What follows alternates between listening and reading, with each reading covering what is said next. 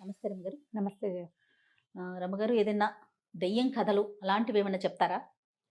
పిల్లల కోసం చెప్తాం. ఓకే. శివపురం అనే ఒక ఊళ్ళో చెన్నకేశవులు అని ఒక ఆయన గాజుల వ్యాపారి ఉండేవాడు. ఓకే.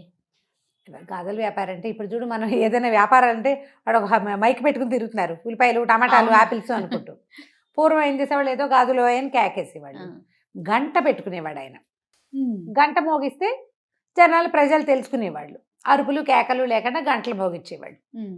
ఏదో ఆ ఊరు ఈ ఊరు తిరిగి వ్యాపారం చేసుకుంటుండేవాడు. అతని సొంత ఊరు ఒకటి. ఆ ఊళ్ళో కూడా తిరిగేవాడు. ఒకనాడు ఏమైందంటే పక్క ఊరు నుంచి వీళ్ళ ఊరు వస్తూ ఉండగా మధ్య మధ్యలో ఊరికే కాస్త అట్లా గంట వాయిస్తుండేవాడు జనాలకు తెలియటం కోసం. ఆ ఊరి శివార్లలో ఒక భూతం ఉండేదట. హ్మ్. అది మహా చిలిపిది, అల్లరిది. జనాల్ని ఆట పట్టించడం, ఏడిపించడం దాని పద్ధతి అనమాట. అయితే అదేం చేసింది, ఈయన దగ్గరకు వచ్చింది. వచ్చి చూస్తే దానికి ఆ టంగ్ టంగ్ టంగ్ టంగ్ అంటుంటే భలే ఆసక్తికరంగా ఉంది. ఎట్లా సౌండ్ వస్తుందో ఆయన చుట్టూతా తిరిగి తిరిగి తిరిగి చూసింది. హ్మ్. చూస్తే దానికి ఆ శబ్దం ఎంత నచ్చిందో, పిచ్చి సరదా వచ్చేసింది. ఆయన మీద పడింది, అదిలా కోరికింది, ఏడిపించింది, అటు ఇటు చేసి చివరికి కబుక్కుని ఆ చేతిలోంచి గంట కాస్త ఓడలాక్కుంది. ఓహ్! లాగేసుకుంది. ఈయన నిర్ఘాంతపోయాడు. అది గంట మోగించుకుంటూ పరిగెత్తుకుంటూ వెళ్ళిపోయింది. హ్మ్. ఈయన గబగబా ఊళ్ళోకి వచ్చి భూతం ఒకటి నా మీద పడి గంట లాక్కుందని చెప్పాడు. ఊళ్ళో ఎవరు నమ్మరు. భూతాలు గంటలు లాక్కోవటం ఏంటి, అదేం చేసుకుంటుంది, పైగా అవి ఇలాంటివి చెయ్యవు. భూతాలు ఏం చేస్తే అవి చేసే క్రియలు వేరే కదా, అదే కదా! పెద్ద పెద్దగా పెద్ద పెద్దవి. ఈ చిన్నది పని చేయటువంటి చిలిప్ పని ఎందుకు చేస్తుంది, పోపం అన్నారు. కొద్ది రోజులకి ఏమైంది, ఆ ఊళ్ళో పీచు మిఠాయి లాంటిది అమ్మేవాడు, బొల్లం కొమ్ములు అవి అమ్మే అతంది గంట లాగేసుకుంది. అక్కడని ఒక చిన్న స్కూల్ వీధి బడి లాంటిది ఉంది, అక్కడ ఒక గంట ఉంది. పిల్లలకి సమయం తెలియట కోసం గంటలు పెడతారు కదా, స్కూల్ బడి, ఆ! స్కూల్ గంట, బడి గంటలు. ఆ బడి గంట ఓళ్ళ తీసుకుని వెళ్ళిపోయింది. ఆ! కొన్ని కొన్ని ఇళ్లలో గంట కొట్టి దీప హారతిస్తారా, ఆ గంట సౌండ్ వినపడినా సరే పట్టుపోయేది అది. ఓయ్! ఊళ్ళో గంటలు లేకుండా అయిపోయినాయి. పైగా ఏం చేసేది, ఈ దొరికిన ప్రతి గంటని ఓ తాడుకేసి కట్టి మెళ్ళ వేసుకుని టంగు టింగు టింగు టంగు అనిపిస్తూనే ఉండేది. ఆ! అది ఊళ్ళోకి వస్తే జనాలకి చెవులు మారుమోగిపోయి విసుగు పుట్టిపోయేది. 24 గంటలు టింగో టంగో అంటుంటే ఎట్లా, బడి గంట గుడి గంట ఈ పీచు మిఠాయితో గాజులతో ఎప్పుడైనా ఓసారి మోగితే మనకి సంకేతం, కానీ మరి నిరంతరము టింగ్ టింగ్ టింగ్ అంటుంటే దాన్ని తట్టుకోవద్దు. విసుగొచ్చేదు. దేవాలయం మీద గంటలు కూడా ఓడలాక్కుంది అది. అక్కడ ధ్వజస్తంభానికి చిట్టి చిట్టి గంటలు ఉంటాయా, అవి కూడా తీసుకెళ్ళిపోయింది. ఎప్పుడు మోగించేది, దానికి ఆ శబ్దం అంటే ఇష్టం. నిరంతరము మోగించేది. ఊళ్ళో వాళ్ళకి నిద్రలు ఉండేవి కాదు. హ్మ్. పిల్లలు ఏడ్చిన వాళ్ళు ఏడ్చినట్టే ఉండేవాళ్ళు. పైగా ఆ భూతం వచ్చింది ఊళ్ళోకి వచ్చేది గంటలు మోగిస్తోంది అనుకో, కుక్కలు అరిచేవి. కుక్కల మోత, గంటల మోత. పసిపిల్లలు ఏడుస్తారు, చిరాకొచ్చేసేదేమో. పసిపిల్లలు ఏడుస్తారు. ఊళ్ళో వాళ్ళు జనాలు విసిగిపోయేవాళ్ళు. మంత్రాల మరిడయ్య ఒక ఆయన ట్రై చేస్తాను, నేను భూతాన్ని ఇచ్చేస్తానన్నాడు. భూతాన్ని దాని సంగతి చూస్తానన్నాడు. సరే ఒక ముగ్గు వేసుకుని కూర్చున్నాడు. ఆయన దగ్గర ఇట్లా మెళ్ళో ఒక చిన్న వెండి గంట ఉంది ఆయనకి. ఆ భూతం ఏమీ భయపడకుండా వచ్చి ఆ ముగ్గులో కూర్చుని ఆ ముగ్గంతా చెరిపేసి నీళ్ళెత్తి దాంట్లో పోసి హ్మ్. ఆయన నెత్తి మీద ఒకటి కొట్టి ఆ మెళ్ళో ఉన్న వెండి గంట కూడా ఓళ్ళ అక్కుని తీసుకుపోయింది. ఓహో! ఆ వెండి గంట ఆయన వాళ్ళ తాతదో ముత్తాతదో పాపం. ఇలా దివో ఇలాగే గడిచినాయి రోజులు. ఆ మోతలు పడలేకపోయేవాళ్ళు. అయితే ఆ ఊళ్ళో ఒక కుర్రాడు ఉన్నాడు. వాడు చాలా తెలివైనవాడు. వాడు ఏమన్నాడంటే ఒక్క ఉపాయంతో దీన్ని చేసేయచ్చు అని చెప్పి పక్క ఊరు నుంచి గంట ఒకటి కొనుక్కొచ్చాడు. ఒకరోజు ఆ గంట చేత్తో పుచ్చుకుని ఈ భూతం గంటలు మోగించుకుంటూ వచ్చేసరికి దాన్ని ఎదురుగుండాకి వెళ్ళాడు. ఏమిటి, దానికి ఆశ్చర్యం వేసింది. తను చూసి అందరూ బెదిరిపోతారు, పారిపోతారు. ఆ గంటల శబ్దాన్ని చెవులు మూసుకుంటారు. వీడు 2 చెవుల్లోనూ కొంచెం చక్కగా పత్తి పెట్టుకుని ఉన్నాడు. ఆ మోత వాడికి విసుగ్గా లేదు. ఏమన్నాడు, ఇదేం మోత, అదొక దానికి నాకు భయం వేయటమేమిటి అనేసరికి భూతానికి ఆశ్చర్యం వేసింది. అందరూ భయపడతారు నన్ను చూసి, నువ్వు ఎందుకు భయపడలేదు అంటే, నాకేం భయం, నాకు భయం లేదు, చూద్దాం దమ్ముంటే నా చేతిలో ఉన్న గంట మోగించి చూడు హ్మ్. అన్నాడు. అనేసరికల్లా దానికి సరదా కదా, లాక్కుంటే అన్నాడు, ఒక పందెం వేద్దాం. హ్మ్. ఈ గంట నువ్వు మోగిస్తే ఈ గంట నీకు ఇచ్చేస్తా, నువ్వు మోగించలేకపోతే నువ్వు మా ఊళ్ళో నుంచి వెళ్ళిపోవాలి. భూతానికి నవ్వొచ్చింది. ఇట్లాంటివి ఎన్ని గంటలు చూసింది అది. అది ఏమంటే సరే నేను చేస్తాను, గంట కొట్టింది, సౌండ్ రాల. అది ఆశ్చర్యపోయింది. వెనక్కి తిప్పి చూస్తుంది. గంటలో ఒక కడియం ఉండాలి కదా, ఒక పొడుగాటి పొల్ల ఉండాలి, అదే కదా మోగేది. అవును. ఆశ్చర్యపోయింది. నువ్వు భలే దొంగ మొహం, నువ్వు నన్ను మోసం చేస్తున్నావు, ఇందులో కర్ర లేదు, అది ఉంటే కదా మోగేది. కనిపెట్టింది. దానికి తెలుసు లోపల కడ్డీ ఉంటేనే అది అటు ఇటు కదిలితేనే కదా మోత వచ్చేది. ఆ! దీనికి కడ్డీ లేదు, కాబట్టి నువ్వు నన్ను మోసం చేసావంటే ఈయన అన్నాడు, కాదు ఇది విచిత్రమైంది, నువ్వు మోగించలేకపోతే నేను మోగిస్తాను కావాలంటే చూడన్నాడు. నేను మోగిస్తే నువ్వు ఊళ్ళో నుంచి వెళ్ళిపోవాలి. సరే అన్నది దయ్యం. ఆ భూతం ఒప్పుకోదు. గంట తన చేతిలో పెట్టింది. మన కుర్రాడు అది ఊపాడు, ఇట్లా ఊపితే టింగ్ టింగ్ టింగ్ టింగ్ అని శబ్దం వస్తుంది. భూతం ఆశ్చర్యపోయింది, మళ్ళీ లాక్కుంది. తను ట్రై చేసింది, తను ఊపితే రావట్లా, వాడు ఊపితే వస్తుంది. అప్పుడు కుర్రాడు ఏమన్నాడు, మరి నువ్వు ఒప్పుకున్నావు కదా, నీ వల్ల కాలేదు నా వల్ల అయింది, నువ్వైనా ఉండాలి నేనైనా ఉండాలి, మరి నువ్వు ఒప్పుకున్నావు కాబట్టి ఊళ్ళో నుంచి వెళ్ళిపోమన్నాడు. ఈ భూతం ఏం చేస్తుంది, ఆ గంటలన్నీ అక్కడ వదిలిపెట్టి వెళ్ళిపోయింది. వెళ్ళిపోతే ఊళ్ళో వాళ్ళందరూ పరిగెత్తుకొచ్చారు, ఎవరింట్లో గంటలు వాళ్ళు తీసుకుపోయారు. మరి గాజులు వాడు, పీచు మిఠాయి, కొమ్ము మిఠాయి అమ్మే ఆయన, గుళ్ళో గంట, తర్వాత బళ్ళో గంటలు, ఎవరి దారిని వాళ్ళు తీసుకున్నారు. మరుడయ్య ఆశ్చర్యంగా అడిగాడు, ఎరేనాయన ఎలా చేసేవారంటే, ఏముంది ఇలా చేశారని ఒక చిన్న గంట ఇక్కడ కట్టుకున్నాడు. దీన్ని ఇట్లా కదిపేటప్పుడు ఇది కదులుతుంది. మామూలు టైంలో చేయి దగ్గర పెట్టుకుంటే గంట శబ్దం రాదు. ఇక్కడ ఉన్న చిన్న గంట వల్ల ఈ పెద్ద గంటను చూపించాడు. ఇప్పుడు ఇట్లా మోగించామనుకో, ఇక్కడ ఒక గంట ఉంది, ఇది టింగ్ టింగ్ మోగుతుంది. ఇక్కడికి తేడా ఏముంది, ఎక్కడో మోగినట్టు ఉండదు, వీడి చేతిలో ఇంచేగా మోగింది. దాంతో ఆ భూతాన్ని ఆ రకంగా మోసం చేశాడు అనమాట. అప్పటి నుంచి ఇంకా గంటల భూతం ఆ ఊళ్ళో కనపడలేదు. జనాలంతా అమ్మాయ అని వీడి తెలివి వల్ల, వాడి తెలివే, ఇంకా తెలివి వల్ల మనం తప్పించుకున్నామని హాయిగా సంతోషంగా ఉన్నారు.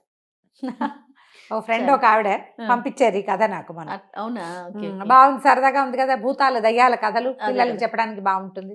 చాలా బాగుంది రమ్మగారు. నమస్తే అండి. నమస్తే. నమస్తే రమ్మగారు. నమస్తే జయ. రమ్మగారు, ఏదైనా ఒక మంచి కథ చెప్పండి రమ్మగారు. చాలా రోజుల నుంచి ఒక కథ చెప్పాలనుకుంటున్నాను జయ. యాక్చువల్గా అంటే లేటెస్ట్ రైటర్స్ కథలు నేను పెద్ద ఎక్కువ చెప్పలా. అవును, మనం అన్ని పాత చందమామ కథలు చెప్తాము. నేను కథా సరిసాగరం తీసుకుంటాను, ఏదో రామాయణం, భారతం, భాగవతం ఎక్కడెక్కడి నుంచో తెచ్చుకుంటూ ఉంటాం, చాలా కథలు కదా.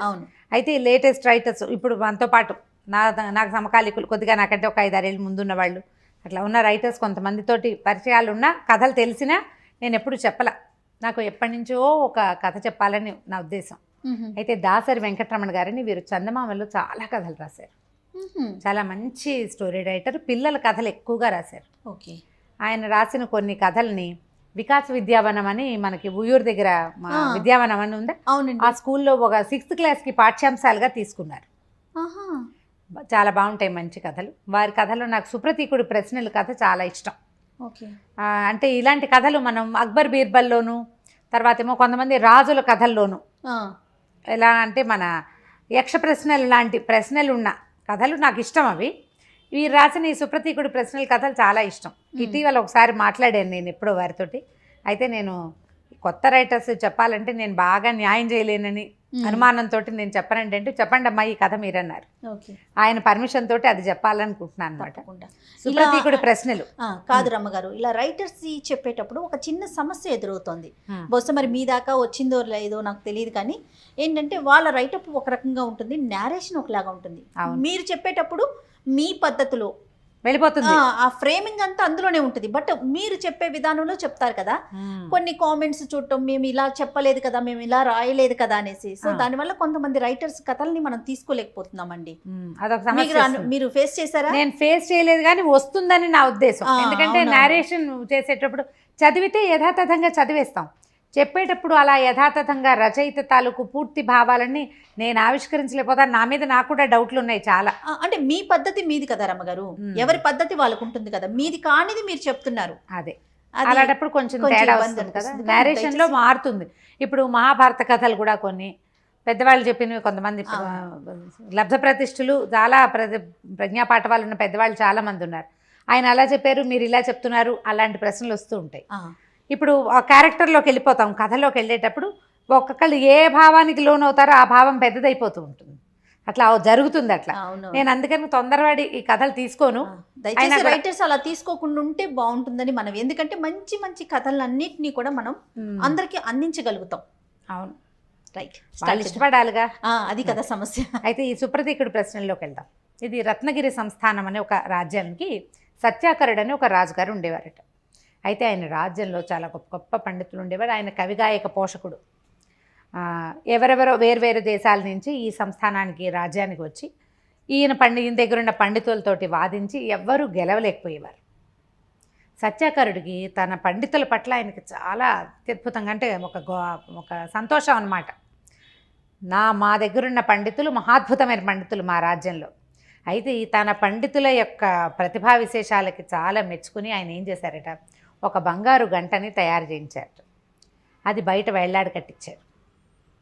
ఎవరైతే పండితులు ఈ గంట కొట్టి నన్ను అడిగి మా పండితుల్ని కనుక ఓడిస్తే వాళ్ళకి 1,00,000 వరహాలు బహుమతిగా ఇచ్చి ఈ గంటను కూడా వారికే బహుమతిగా ఇస్తానని ప్రకటించారు. 1,00,000 వరహాలు బంగారపు గంట. తర్వాత ఈ రత్నగిరి సంస్థానంలో ఉన్న పండితుల్ని ఓడించారనే జయపత్రిక.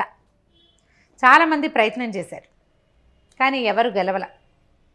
వాళ్ళకి మొత్తం ఆ దేశంలో ఉండే ప్రజలందరికీ కూడా అదొక గొప్పగా ఉంటుంది కదా, మా రాజ్యంలో పండితులు చాలా గొప్పవాళ్ళు అంటే విద్యా విధానం స్ట్రాంగ్గా ఉంది. అయితే కొంతకాలం ఇలా గడిచాక కంకణుడని ఒక కవి గారు ఇక్కడికి వచ్చాడు. ఆయన మహాపండితుడు, వేదాంగాలు చదువుకున్నారు, మంచి శాస్త్ర జ్ఞానం ఉంది, మంచి బాగా తెలివిగల ఆయన వచ్చారు. వస్తే ఇక్కడ ప్రయత్నం జరిగింది. ఆయన వచ్చాడు, నేను వీళ్ళతో వాదిస్తానన్నాడు. శాస్త్ర చర్చ కూర్చుంటే మొదటి 2 రోజులు అసలు ఊళ్ళో అందరూ దాని గురించే మాట్లాడుకున్నారు. ఆయన మంచి ధీటుగా ఉన్నాడు ఇక్కడున్న వాళ్ళతోటి. 3వ రోజుకి ఈ రత్నగిరి సంస్థానంలో పండితులు కొంచెం మెత్తపడ్డారు. కంకణుడికి గెలిచేందుకు అవకాశం ఉన్నట్టు కనపడుతోంది. 4 రోజుల తర్వాత కంకణుడే గెలుపొందాడు. గెలుపొందేసరికల్లా ఇంకా ఏం చేస్తారు, 1,00,000 రూపాయలు ఆయనకు సమర్పించారు, బంగారు గంటని ఆయనకు స్వాధీనపరిచారు, జయపత్రిక ఇచ్చేశారు. దేశంలో ప్రజలంతా అల్లాడిపోయారు, చాలా బాధపడిపోయారు. అయ్యయ్యో మన పండితులు ఓడిపోవటం ఏమిటి, ఇంత విద్వాంసులు మన వాళ్ళు, కొంచెం దిగులు పడ్డారు. ఆయన ఇవి పట్టుకుని వెళ్తుంటే ఆయనకి ఒక పశువుల కాపరి కుర్రవాడు ఒకడు ఎదురొచ్చాడు. ఆయన చాలా గర్వంగా ఉంది. ఎక్కడైనా మనం గెలిచాము అనగానే వ్యక్తులకి గర్వాలు వస్తాయి సహజంగా, వెంటనే. అయితే ఈ వచ్చిన కుర్రాడి పేరు సుప్రతీకుడు, యువకుడు, 20-25 ఏళ్ళు ఉంటాయి. ఆ అబ్బాయి ఏం అడిగాడంటే, ఆయనకి ఆ కుర్రాడికి కళలంటే వల్లమాలిన అభిమానం, తమ నగరంలో ఉన్నటువంటి పండితుల యొక్క పాండిత్యం పట్ల చాలా ఆసక్తి ఉన్నాయి. అబ్బాయికి చాలా గొప్ప ఉంది. ఈ కంకణుడు గెలుపొందటం మీద అతనికి చాలా అసంతృప్తిగా ఉంది. ఈయన ఏమడిగాడంటే, మీరు ఇట్లా గెలిచారు, ఈ గంట మా ఊరు దాటిపోకుండా ఉండటానికి ఏదైనా ఒక ప్రయత్నం నాకు కూడా చేయాలని ఉంది, సరేనా అని అడిగాడు. అడిగేసరికల్లా ఈయనకి నవ్వొచ్చింది. సహజమే కదా, అక్కడ మహాపండితులే తన దగ్గర ఓడిపోతే, కుర్రవాడు పశువులు కనపడుతున్నాయి, వీడేం చేస్తాడు, ఆయన కొంచెం హేళనగా తల ఊపాడు. ఊపేసరికి వీడికి ఒళ్ళు మండిపోయింది. అసలే తమ రాజ్యం నుంచి ఆ బంగారు గంట తరలిపోతుందని మంటగా ఉంది కుర్రాడికి. అతను ఏమన్నాడంటే, నాకున్న సాధారణ జ్ఞానంతో, మామూలు పరిజ్ఞానం దాంతో ఒక 3 ప్రశ్నలు అడుగుతాను, సమాధానం చెప్పాలి. ఒక్క ప్రశ్నకి సమాధానం చెప్పలేకపోతే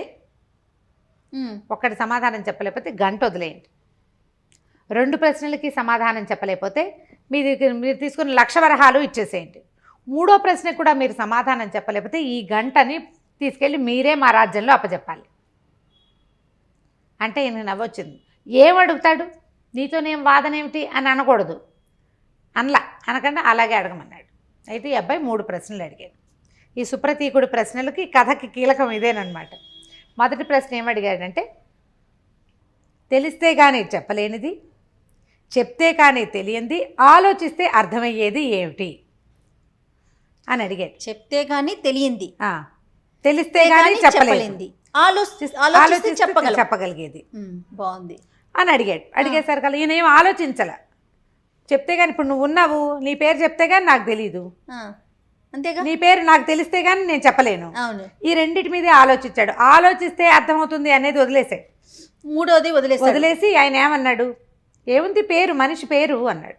అనగానే కాదన్నాడు ఆ సుప్రతీకుడు. మనిషి పేరు చెప్తే తెలిసిపోతుంది, అందులో ఆలోచనకి ఏముంది, నీ పేరు నాకు తెలియతే నేను ఎంతసేపు ఆలోచించినా నీ పేరు నేను చెప్పలేను. అంతేగా, మనిషిని చూసి పేరు చెప్పలేము.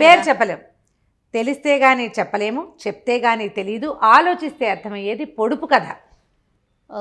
ఏదో ఒక పొడుపు కథ అడిగాం, నువ్వు ఆలోచించు, చెప్పగలుగుతావు. తార్కికంగా ఆలోచిస్తే నువ్వు సమాధానం చెప్పగలుగుతావు. పేర్లు కాదు, తార్కికంగా ఆలోచిస్తే మనం పేర్లు కాదు చెప్పగలిగేది. అనంగా నేను నిర్ఘాంతపోయాడు. గంట అక్కడ పెట్టండి అన్నాడు. చెప్పలేకపోయాడు కదా ప్రశ్న. సరే గంట పక్కకు పెట్టారు.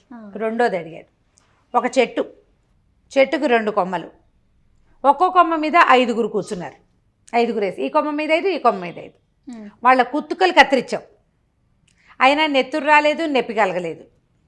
ఏమిటది అని అడిగాడు. ఈయన ఆలోచిస్తూ ఉండిపోయాడు. ఓ చెట్టు, దానికి 2 కొమ్మలు, ఒక్కో కొమ్మ మీద 5 కూర్చున్నారు. వాళ్ళ కుత్తుకలు కత్తిరించబడ్డాయి. నెత్తురు రాలేదు, నొప్పి కలగలేదు. ఏమిటో చెప్పండి. చెప్పలేకపోయాడు ఆయన. ఏంటి బట్టి వేళ్ళు గోళ్ళు, ఒక మనిషి, చెట్టు, అతను 2 కొమ్మలు 2 చేతులు, ఒక్కో దాని మీద 5 కూర్చున్నారు. గోళ్ళు కత్తిరించాం, బాబా ఒక చుక్క నెత్తురు కూడా రాలేదుగా.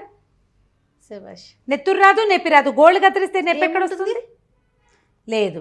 అది తీసి 1,00,000 రూపాయలు తీసి పక్కన పెట్టాడు. ఇంక ఇప్పుడు 3వ సమాధానం చెప్పాలి. ఒక పెద్ద రాజ్యం, సౌశీల్య రాజ్యం. మొన్నటి వరకు రత్నరాజు ఒక ఆయన, రత్నశీలుడు మహారాజు పరిపాలించాడు. రత్నశీలుడు మరణానికి ముందు ఎవరు పరిపాలించారు ఆ రాజ్యాన్ని? వీళ్ళకి సౌశీల్య రాజ్యం పక్కనే ఉంది. ఆ రాజుల పరంపర అందరికీ తెలుసు. రత్నశీలుడు మరణించడానికి ముందు ఎవరు పరిపాలించారు అని అడిగితే ఈయన వెంటనే అందులో పెద్ద ప్రశ్న ఏమిటి? రత్నశీలుడికి ముందు సౌశీల్యుడు పరిపాలించాడు అన్నాడు. ప్రశ్న ఏమడిగాడు? మరణానికి ముందు ఎవరు? రత్నశీలుడు మరణానికి ముందు రత్నశీలుడే పరిపాలించాడు. ఓహో, ఓడిపోయాడు 3వ ప్రశ్న కూడా. ఎంత క్లియర్గా ఉంది చూడు. ఒక రాజ్యానికి ఒక 10 మంది రాజులు ఉన్నారు, చాలా గొప్పది. అందులో ఒక రాజు మరణానికి ముందు ఎవరు పరిపాలించారు అంటే మరణానికి ముందు ఆయనే పరిపాలిస్తాడు. ఈ రాజు కంటే ముందు పేరు చెప్పేస్తాం గబుక్కన, అంతే. అట్లా ఆ లాజిక్ తన్నేసరికి ఇప్పుడు ఈయన ఏమి చేయలేకపోయాడు కంకణుడు. వెంటనే ఆ గంటనెత్తి పల్లకీలో పెట్టించి తీసుకెళ్ళి ఊళ్ళో చెప్పాడు.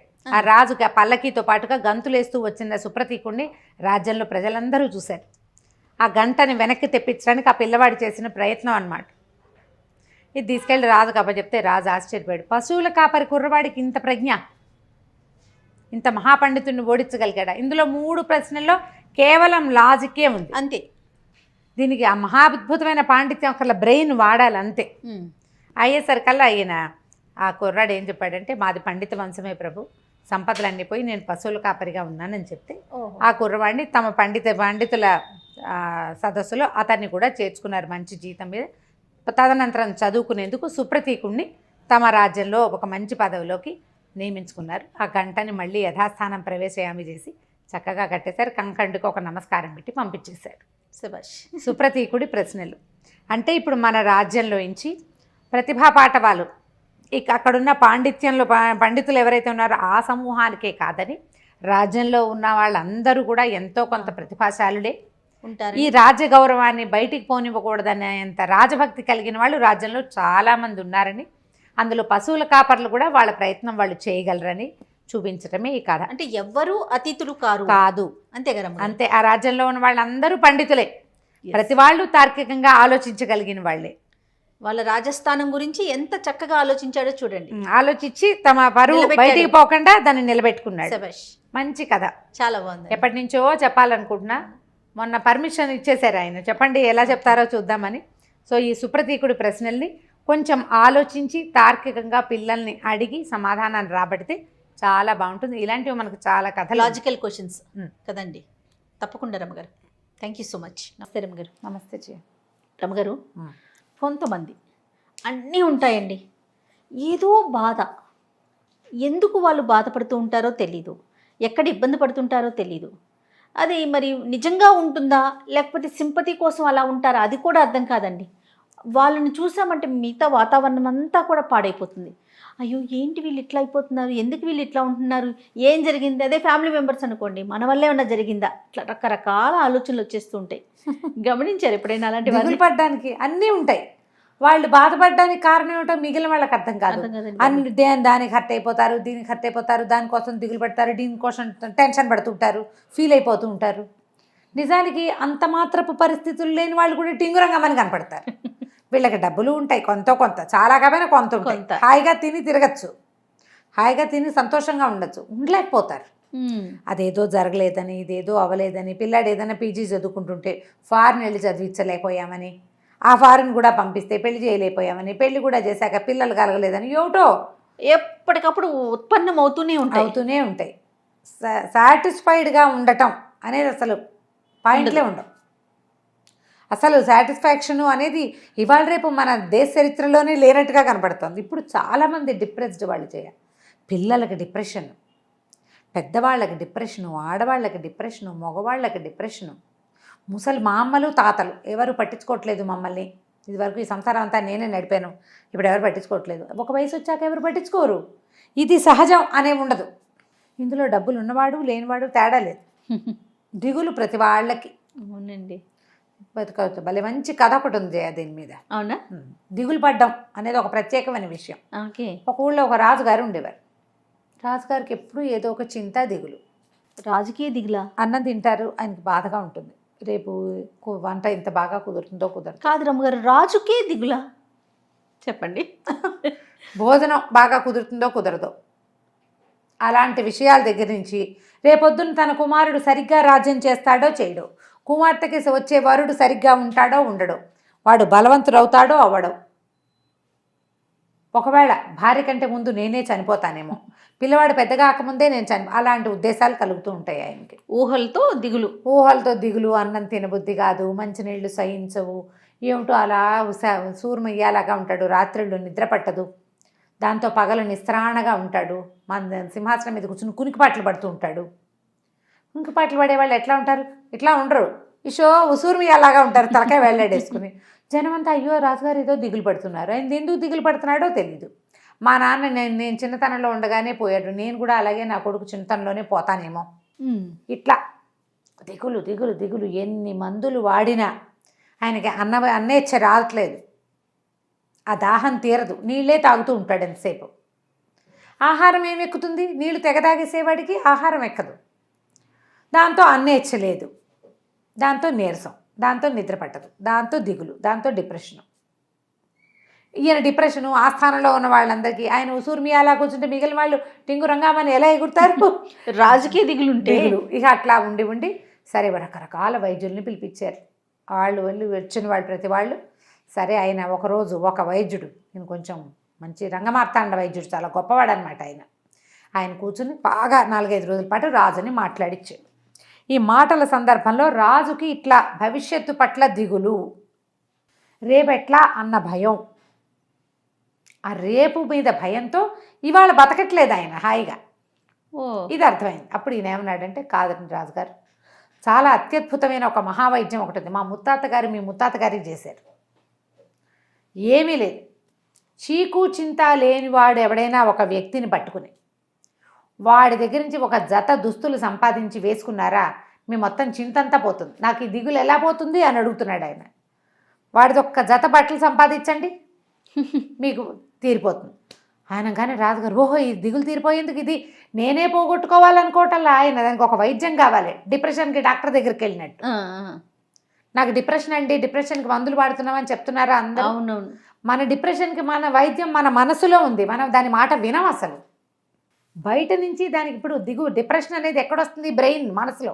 అవును, దానికి మందు కూడా మనసులోనే ఉంటుంది. అంత ఆలోచించలేకపోతారు ఆ డిప్రెషన్లో.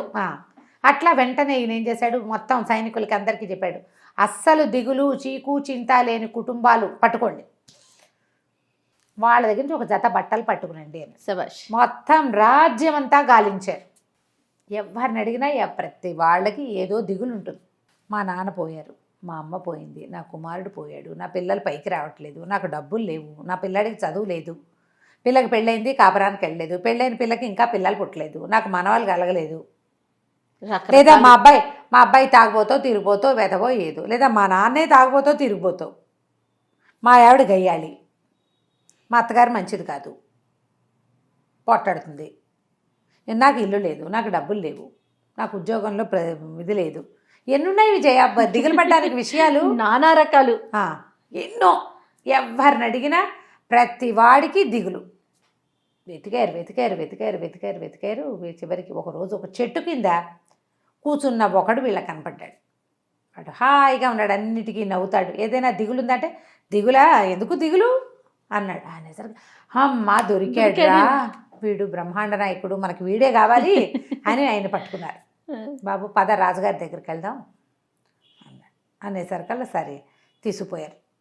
ప్రపంచంలో మన ఊళ్ళో, ప్రపంచం అంతా పెద్దది కాదు, మన ఊరు, మన రాజ్యంలో అస్సలు దిగులు లేదు, చీకు చింత లేదు అని చెప్పిన ఏకైక ప్రాణి ఈయనే అని నుంచోబెట్టారు. రాజుగారు ఆశ్చర్యపోయాడు, పైకి కిందకి చూశాడు.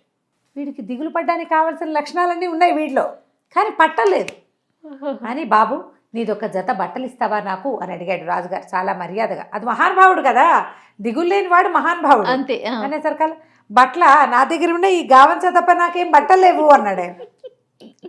ఒట్టి ఒక చింకి గావంచా కట్టుకుని, తలకొక తువ్వాలు కట్టుకుని, ఒక కర్ర పట్టుకుని ఉన్నటువంటి ఒక మనిషి నాకు ఏ దిగులు లేదు.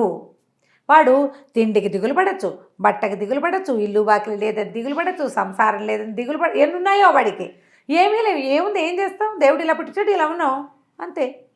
రాజు ఆశ్చర్యపోయాడు, నీకేం దిగులు లేదా, నీకు బట్టలు కూడా లేవు కదా అన్నాడు. బట్టలు లేకపోతే నేనున్నాగా, నేనున్నాను, బట్టలు ఉంటే ఉంటాయి లేకపోతే లేదు అనగానే రాజు నిర్కాంతిపోయాడు. బట్టలు లేని వాడికి కూడా దిగులు లేదా, నాకేమిటి, నాకు అన్నీ ఉన్నాయి, నేను ఎందుకు దిగులు పడుతున్నాను, నువ్వు ఇక్కడే ఉండు, నీకు అన్నీ ఇస్తామన్నారు. ఎందుకంటే అవన్నీ నాకు హాయిగా చెట్టు కింద పడుకుంటే గాలి ఆడుతుంది, హాయిగా ఉంటుంది. దొరికిన పూట తింటా, లేని పూట లేదు, చెట్టు కింద పడుకుంటాను, వెళ్ళొస్తానండి అని వెళ్ళిపోయాడు. రాజు నిదానంగా ఇతను వెనకాలే నడుచుకుంటూ వెళ్ళాడు. ఇతను ఎక్కడున్నాడు ఏమిటి అని. ఆ స్థానంలో అన్నం కూడా తినలా, వెళ్ళిపోయాడు. ఏవో 2 వెళ్ళే దారిలో చింతకాయలు, నేరేడు పళ్ళు కనపడితే 4 నాట్లో వేసుకున్నాడు. రాజుగారు ఆ వెనకాల నడుచుకుంటూ చూస్తూనే ఉన్నాడు. ఆ పోయి చెట్టు కింద కాళ్ళు చాపుకొని హాయిగా పడుకున్నాడు. వీడికి ఇంత హాయిగా నిద్ర పడుతోంది, నేల మీద ఒంటి మీద గుడ్లన్నా లేవు, కడుపులో ఆహారం లేదు, నాకెందుకు పట్టదు నిద్ర. రాజు రిపెంట్ అయ్యి ఆలోచించడం మొదలుపెట్టాడు. దిగులు పడాలి అని కారణాలు వెతుక్కుంటున్నాను నేను, ఈరోజు నాదని నేను తెలుసుకోవట్లా.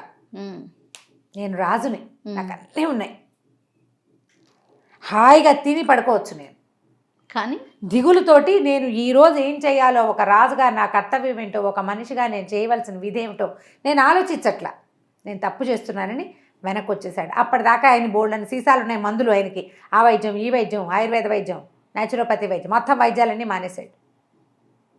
హాయిగా ఉండటం మొదలుపెట్టాడు. రాజ్యంలో అందరూ హాయిగానే ఉన్నారు. ఆ తర్వాత ఇక ఏ ఇబ్బంది లేదు. ప్రధానంగా వ్యక్తులు తెలుసుకోవాల్సిన నీతి ఏంటంటే, ఇందులో నువ్వు దిగులు పడుతూ ఉంటే ఆ దిగులు నిన్ను ఇంకా లాగి లాగి కుంగి కునారిల్లిపోయేలాగా చేస్తుంది. ఇవన్నీ లోక సహజమైనవి, జనన మరణాలు అత్యంత సహజమైనవి, డబ్బు రాకడా పోకడా అత్యంత సహజమైనది. వచ్చినాడు వస్తుంది, పోయినాడు పోతుంది. మనిషిగా నా క్రియ నేను చేస్తాను, నా పని నేను చేస్తా, దిగులు పడుతూ కూర్చుంటే ఎట్లా కుదురుతుంది అని భావిస్తే ఏది ఉండదు. కాబట్టి దిగులు, బాధలు వాటిని జయించండి. వాటికి వైద్యం మన మనసులోనే ఉందని గుర్తుపెట్టుకుంటే ఏ డిప్రెషను మన దగ్గరికి కూడా రాదు. అంతా భలే ఉంది రమ్మగారు, ఎంత బాగుందో నిజంగా అండి. చాలా చాలా వరకు చూస్తూ ఉంటాం ఇలాంటి కేసెస్, అన్నీ ఉంటాయి. ఏమిటో బాధపడతారు వాళ్ళు, ఎందుకు బాధపడతారో తెలీదు. దాన్ని పోగొట్టుకోండి, ఖచ్చితంగా పోగొట్టుకోవాలి. నమస్తే రమ్మగారు. నమస్తే నమస్తే రమ్మగారు. నమస్తే జయ. రమ్మగారు, మొన్న ఈ మధ్య నేను ఒక సామెత విన్నానండి, ఆదిలోనే హంసపాత్ అనేసి. తర్వాత ఇంకొకటి కూడా విన్నా, బ్రతికితే హంసలాగా బ్రతకాలని. ఇదేమో నెగిటివ్గా ఉంది, ఇదేమో పాజిటివ్గా ఉంది. అసలు హంసని మనం ఎలా తీసుకోవాలి? ఈ రెండిటికి అస్సలు సంబంధం లేదు. కలకాలం కాకిలా బతికే కంటే కొద్ది కాలం హంసలా బతుకు అని చెప్తాం.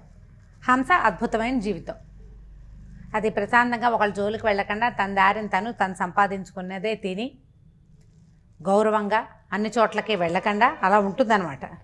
కాకి ఎక్కడ పడితే అక్కడ తిరుగుతుంది, ప్రతి వాళ్ళ చేతిలో ఇది లాగేసుకుంటుంది, ఇది మొహమండాన్ని కాకిని తిడుతూ ఉంటారు. అవును, హంసను ఎవరు తిట్టరు. చూసేసరికి జనాలకు ఒక ఆహ్లాదమైన ఫీలింగ్ వస్తుంది. కాకిని చూస్తే అలాంటివి ఏవి రావు. హంసను చూస్తే గౌరవం కూడా వస్తుంది. ఆ గౌరవం అంటే దాని తెలుపు, దాని కదలికలు, దాని వ్యవహారం, అది మన జీవితాల్లోకి చొరబడని దాని పంధ వల్ల అలా అనిపిస్తుంది, అట్లా అంటారు. కానీ నిజానికి కాకి చాలా అవసరం మనకి. అవును, మరి కాదు, కాకి చాలా అవసరం హంస కన్నానా. కాకులు లాంటి పక్షులు పెద్ద పెద్ద మహావృక్షాలు పెరగటానికి పుట్టడానికి కారణం అవుతాయి. వాటి పుట్టుకలకి ఇక్కడ మర్రిపళ్ళు తింటుంది, అది ఎక్కడికో పోయి అక్కడ విసర్జిస్తుంది. ఈ వెళ్ళిన మరిగింజ అక్కడ మొలుస్తుంది. ఏది హంసకు ఉంది? అది లేదు. కాకి మనకి మరణానంతరం ఆ కాకి పిండం తినాలి అని భావిస్తాం మనం. అవును, తర్వాత ఎక్కడైనా ఏదైనా ప్రమాదం కానీ ఏదైనా జరిగితే ఆ కాకుల అరుపులను చూస్తే మనం సంకేతం పసిగట్టేస్తాం. తెలుసుకుంటాం. అవును. హంసక అలాంటివి ఏం లేవు. దాని జీవితం అది ప్రశాంతంగా జీవిస్తుంది. ఆ దేశానికి ఉపకారం ఏమీ కాదు. అయితే కాకిని హంసని పక్కకు పెడితే ఈ హంసపాదు అని చెప్తామా, ఇది హంసపాదం కాదు, ఆ, హంసపాదు అంటే ఏమిటంటే ఇంటు గుర్తు. ఆ, ఇప్పుడు మనం ఏదైనా ఒకటి రాసాం, ఒక సెంటెన్స్ రాసాం, ఏమిటి, రాముడు రావణాసురుడిని సంహరించాను. నీ బదులు కీ రాసామనుకో మనం పొరపాటున, రావణాసురుడికి అని రాస్తే కీ తప్పు. అందుకని ఏం చేస్తాం, కింద ఒక ఇంటూ లాగా పెట్టి పైన నీ రాస్తాం. ఉమ్, ఈ ఇంటూని అది ఎట్లా ఉంటుంది, హంసపాదం లాగా ఉంటుంది సాధారణంగా మనం పెట్టే ఇంటూ, ఆ గుర్తు. ఆహా. మనం మొదట పెట్టాం, రామాయణం మొదలుపెట్టి మొదటి వాక్యంలోనే తప్పులు వస్తే కిందో ఇంటూ పెట్టి పైన పదం రాస్తాం. పేజీ అంతా అలాగే రాస్తే ఏమైనా బాగుంటుందా?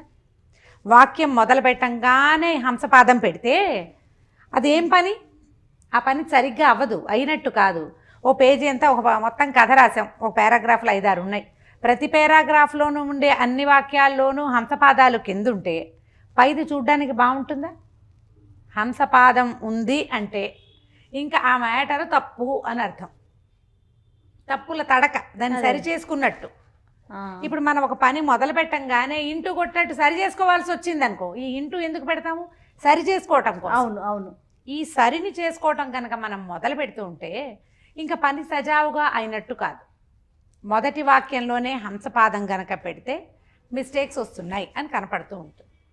ఈ హంసపాదం దాని పేరు ఇప్పుడు మనం ఇంటూ అని, ప్లస్ అని, మల్టిప్లికేషన్ అని పేర్లు చెప్పేసుకుంటున్నాం. వీటిని మన చిన్నప్పుడు, మన తాతలు చిన్నప్పుడు ఎలాంటి పదాలు వాడేవాళ్ళు? ఇవే పదాలు కదా. తెలుగులో దాన్ని హంసపాద అంటారు. ఇట్లా హంసపాద అట్లా ఉంటుంది, ఇలా ఉంటుంది. ఓకే. అందుకని అది పెడతారు. ఈ హంసపాదుకి ఆ హంసపాదానికి చాలా తేడా ఉంది. మనం ఏంటంటే తెలుగు భాష దాదాపుగా మన జీవితాల నుంచి పక్కకి వెళ్ళిపోయి ఏదో మాట్లాడుకునే భాషగానే ఉంది, కానీ ఇలా పర్టికులర్ పడికట్టు పదాలు మనకి తెలియకుండానే పోతున్నాయి. ఈ తెలియకపోవటం వల్ల ఈ కలకాలం కాకి చిరకాలం హంస నుంచి హంసపాదానికి కలుపుకుంటున్నాం. Okay okay. సో మొట్టమొదటే మనం తప్పులతో మొదలు పెట్టకూడదు. ఏ పనైనా సరే మొదటే నువ్వు తప్పులు చేస్తూ ఉంటే ఎట్లా అని చెప్పడం కోసం ఆదిలోనే హంసపాద అంటారు. అక్కడ అలా పుట్టింది. లోకల్గా ఒక మాట చెప్తారు, హంసలు నడిస్తే వాటి కాళ్ళ గుర్తులు కనపడవంట. అలా అని చెప్తారు పెద్దవాళ్ళు కొంతమంది. ఓకే. నా చిన్నప్పుడు విన్న కథనం అన్నమాట ఇది. మామూలుగా కాకి, పిచ్చిక, కోళ్ళు అవి కాళ్ళు పెడితే వాటికి కాళ్ళ గుర్తులు ఉంటాయి. దీనిది గుర్తుండదు. దీనికి ప్రింట్ ఉండదు. అది ఆ కాలు తీసేటప్పుడు ఆ మట్టిని, ఇసుకని కొంచెం ఇట్లా వెనక్కి తోస్తుంది, గుర్తు కనపడకుండా పోతుంది. బాగా కనపడదు. కనపడకపోతే నువ్వు మొదలుపెట్టిన పని మొదటే కనపడదు అంటే ఏమిటి, సరిగ్గా ఎలా అవుతుంది అది? అందుకని కూడా ఇలా అనేవాళ్ళని అంటారు. ఓకే. కానీ ఈ హంసపాదు అనేది ఈ ప్రింటింగ్ రోజుల నాడే మొదలైందని ఒక ప్రత్యేక కథనం. దాన్ని మనం హంసపాద అంటాం. ఈ ఇంటూ పెడతాం కదా, కింద ఇలా కొట్టి పైన రాస్తూ ఉంటాం. ఆ ఇంటూ పేరే హంసపాద. కాబట్టి తెలుగు సామెతల్ని పాత వాటిని కొత్త వాటిని కలుపుకోకూడదు. ఆ రెండిట్లలో ఏదో ఒక తేడా ఉంటుంది. అందులో ఉన్న తేడా ఇది. ఏ పనైనా మొదలు పెట్టేటప్పుడు ముందే ఒక క్లారిటీ తోటి స్టార్ట్ చేసుకో. ముందే తప్పులు దాన్ని సరి చేసుకోవటము, తుడిపి రాయటము అవి చేసేసరికి ఆ పేజ్ చూస్తేనే తప్పులు కనపడతాయి. ఏదోలా అనిపించేసి ఇప్పుడు ఒక సెంటెన్స్ కింద ఇంటూ క్లియర్ గా కనపడుతుంది చూడు. అవును, తప్పులు కనిపించేస్తూ ఉంటాయి. అందుకని అలా చెయ్యొద్దు. ఆదిలోనే జీవితంలో అయినా కూడా అలానే ఉండాలి, అంతే కదండి దాని అర్థం. అంతే. ఎటువంటి తప్పులు లేకుండా జాగ్రత్తగా మీరు ప్రయాణం సాగించండి, ముందుగానే ఆలోచించుకొని. ఇప్పుడు సామెతలు ఎందుకు పుడతాయి జయ? మనని కరెక్ట్ చేయటానికి. అవును, అన్నీ కూడా అంతే. మన ముందు పెద్దవాళ్ళు చెప్పే వాక్యాలన్నీ కూడా జీవితంలో కరెక్షన్ కోసం. ఈ ఆదిలోనే హంసపాద అనేది ఒట్టిగా కేవలం వాక్యాలకి రాసేదానికి పరిమితం చేసుకోకూడదు. అదేంటంటే లైఫ్లో కూడా ఏదైనా మొదలు పెట్టేటప్పుడు ఇవాళ రేపు చూడు, తొందరగా మాట్లాడుకోవడం, దాన్ని ప్రేమలోకి దించేయడం, తర్వాత వివాహాలు చేసేసుకోవడం, తర్వాత సెపరేషన్ అయిపోవడం, ఉద్యోగం అని ఫలానా కోర్సు అని గబగబా అందులో చేరిపోవడం, అది అయ్యాక దానికి డిమాండ్ లేదని మానేసి ఇంకో దాంట్లోకి వెళ్ళిపోతూ ఉంటాం. వ్యాపారం ఏదో ఉత్సాహంతో వాళ్ళందరికీ డబ్బులు వచ్చినాయి నాకు వస్తాయని దిగడం, అది సరిగ్గా లేకపోవడం, మళ్ళీ కరెక్షన్స్. ఈ ఆల్ టైమ్ కరెక్షన్స్ చేసుకోకూడదు. ఇలా సాధారణమైన సామెతగా వినపడే ప్రతి విషయాన్ని మనం లైఫ్కి అప్లై చేస్తే ఎక్కువ విషయాలు అక్కర్లా, ఎక్కువ సామెతలు అక్కర్లా, మనకి ఒక 4-5 సామెతలతోటే మన జీవితం సెట్ అయిపోతుంది. కాదు రమ్మగారు, కొన్ని సరి చేసుకోగలుగుతాం. ఒకవేళ తప్పు వచ్చినా వెనక్కి వెళ్ళి దాన్ని సరిదిద్దుకొని మళ్ళీ ముందుకు వెళ్ళగలుగుతాం. కొన్ని చేసుకోలేకపోతాం చూసారా, కొన్ని జీవితాంతం ఇబ్బంది అలాంటి వాటితో. అలాంటప్పుడు లైఫ్ టైం వేస్ట్ అయిపోతుంది, సమయం వృధా. ఒకవేళ డబ్బు ఇన్వాల్వ్ అయితే డబ్బు వృధా. అది మీ ఫ్రెండ్స్ సర్కిల్ ఇన్వాల్వ్ అయితే మీ పరిచయాలన్నీ పాడైపోతాయి. అందుకని ఏం చేయాలి, బాగా ఆలోచించుకుని దిగాలి. ఏ పనైనా సరే స్టార్ట్ చేసిన 2వ రోజు నుంచి కరెక్షన్స్ మొదలు పెట్టద్దు. ఇవి వస్తాయేమో ఈ సమస్యలు ముందుగానే ఊహించుకోవాలి. అందుకని ఏం చేసాం, ఫెయిర్ పేజీ చిత్తు పేజీ 2 పేజీలు రాస్తాం మామూలుగా. అవును, ఒక కథలు పంపించాలంటే ముందు చిత్తుగా రాసేసుకుంటాం. రాసుకున్నాక మ్యాథ్స్ క్యాలిక్యులేషన్స్ కూడా అంతే ఎడాపెడా రాసేస్తాం పేపర్ నిండా. మనం ఫెయిర్గా రాసేటప్పుడు ఏం చేస్తాం, వితౌట్ మిస్టేక్స్ రాయాలనుకుంటాం కదా, నీట్గా ప్రజెంట్ చేయాలనుకుంటాం. లైఫ్లో కూడా అంతే, చిత్తు ప్రతివాడికి ఉంటుంది. ఎంత క్యాలిక్యులేటర్కైనా చిత్తు లేకుండా కుదరదు, పక్కన రాసుకుంటాం. నోట్బుక్ ఉండాల్సిందే కదా, రఫ్ బుక్ ఉండాలి కదా. చిత్తు అంటే దానే రఫ్ నోట్బుక్నే మనం చిత్తండి. మంచి తెలుగు పదం వాడుతున్నాను. చిత్తు కాపీ మంచి కాపీ 2 కాపీలు ఉంటాయి ప్రతివాడికి. అవును, ఈ చిత్తుని ఎప్పుడైనా వన్స్ ఇన్ వైల్ ప్రదర్శించవచ్చు, నేను ఇంత కష్టపడ్డాను అని.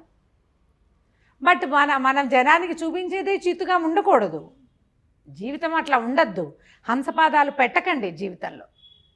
ఎప్పుడు ఒక్కోసారి పడిపోతూ ఉంటాయి వాటంతటవి. కానీ నువ్వు ప్లాన్ చేసి చేసుకునే అవకాశం ఉన్నప్పుడు చిత్తుగా రాయకూడదు. దాన్ని హంసపాదాలు పెట్టకుండా ఫెయిర్గానే చెయ్యండి ప్రతిదీ. అవునండి, వెనక్కి వెళ్ళి కరెక్షన్ మొత్తం చూసుకున్నాక అబ్బో ఇదొకటి తప్పొచ్చిందని మళ్ళీ ఒక ఇంటి కొట్టి మళ్ళీ ఆ కీ బదులు కానో నా బదులు నువ్వునో రాయకూడదు. కాదు రమ్మగారు, ఒక 10 మెట్లు వెక్కేశాక ఆలోచిస్తే పర్వాలా, 2వ మెట్టు నుంచి మొదటి మెట్టు తప్పు అనుకునే ఆలోచన, లేదా 3వ మెట్టు ఎక్కగానే 2వ మెట్టు తప్పనే ఆలోచన, అది చేయకూడదు, అది చేయొద్దు. అందుకనే ఇప్పుడు ఈ చిన్న విషయం చాలా చిన్నది, దీన్ని పూర్తి లైఫ్కి మనం అప్లై చేసుకుంటే వెనక్కి తిరిగి చూసుకోండి ఒకసారి మన లైఫ్లో ఎన్ని కరెక్షన్స్ ఉంటాయో. అవునండి, కొన్ని వాటంతటే వచ్చేస్తాయి, జరిగిపోతూ ఉంటాయి. పరిస్థితుల ప్రభావమును, ఇతరుల ఇన్వాల్వ్మెంట్ అను, వాళ్ళు వీళ్ళు ఇందులో దూరిపోయి మనమే చేసినవి కూడా కొన్ని కనిపిస్తాయి. అవును, ఆ మనమే చేస్తూ ఉన్నవి వాటిని ఇక ముందు రాకుండా మళ్ళీ హంసపాదు పెట్టకుండా లైఫ్లో జాగ్రత్త పడాలి. ఇది స్టూడెంట్స్కి చెప్పాలి, ఉద్యోగస్తులకి చెప్పాలి, టీమ్ లీడర్స్ తెలుసుకోవాలి, బిజినెస్లు నడిపే వాళ్ళకి అర్థం కావాలి, పెద్ద పెద్ద సంస్థలు నడిపే వాళ్ళకి అర్థం కావాలి. ఇది మాట్లాడేసేటప్పుడు, అనేసేటప్పుడు, చెప్పేసేటప్పుడు, చేసేసేటప్పుడు ఇది గుర్తుపెట్టుకోవాలి. ఖచ్చితంగా, తప్పకుండా ప్రతిసారి మనం ఇందాక నేను అది మాట్లాడాను ఇది కాదు అని ఎంతసేపు కరెక్షన్స్ చేసుకుంటుంటే ఎట్లా? ఈ కరెక్షన్ కాకుండా ఉండాలంటే ఏం చేయాలి, ముందు ఆలోచించాలి, ముందు ప్లాన్ చేసుకోవాలి. అదంతా పక్కగా ప్లాన్ చేసుకుని రఫ్గా ఒక ఐడియా వేసుకుని అప్పుడు ఫెయిర్గా 2వ ఐడియా ప్రజెంట్ చేయాలి. కాదురమ్మ గారు, ఇలా కరెక్షన్స్ చేసుకుంటూ పోతూ ఉంటే ప్రతి చిన్న విషయానికి మన వెనక ఉన్నవారు మన మీద ఒక చెడు అభిప్రాయానికి వెళ్ళిపోతారు కదా. చెడు పక్కన పెట్టు, మన స్టెప్స్ చూపిస్తాం సరిగ్గా పడవా? సరిగ్గా పడవు. ఇప్పుడు బ్యాడ్ ఎగ్జాంపుల్ అయిపోతాం మనం ప్రపంచానికి. కరెక్ట్. ఇప్పుడు మిగిలిన ప్రపంచం అంతా వద్దు, మనతో పాటు మన తమ్ముళ్ళో చెల్లెళ్ళో వెనకాల వాడు, మన పిల్లలు, మన కుటుంబం, లేదా ఒక సంస్థకి అధినేత గనక ఈ గుణం ఉంటే ఆయన వెనకాల పనిచేసేవాళ్ళు. వీళ్ళందరికీ డోంట్ సెట్ బ్యాడ్ ఎగ్జాంపుల్స్. వాళ్ళకి బ్యాడ్ ఎగ్జాంపుల్ కాకూడదంటే మనం ఎప్పుడు 2 సార్లు రాసుకోవాలి. ముందు చిత్తుగా రాయి, తర్వాత హంసపాదాలు లేకుండా ఫెయిర్గా రాయి. రాత దగ్గర నుంచి జీవితం వరకు సమస్తము ఇదే పద్ధ. ఇలా వెళ్తే హాయిగా వెళ్ళిపోతారు. సామెతలు మన కోసం చెప్పబడ్డాయి, ఖచ్చితంగా వాటిని వాడండి, వాటి మీద మేధోమథనం చేయండి. సరిగ్గా ఎందుకు వచ్చింది అనే ఆలోచన తెచ్చుకోవాలి కదా, తెచ్చుకుంటే మనం సరిగా చేస్తాం. కానీ సామెతలు కూడా చూడండి రమ్మగారు, 2 రకాలుగా చెప్పారు మనకి. అదే, ప్రతి దాంట్లో మనం 2 విధాలుగా మంచిగాను వాడుకోవచ్చు, చెడుగాను వాడుకోవచ్చు. ఆలోచించాలి అంతే. నమస్తే రమ్మగారు, థ్యాంక్ యూ.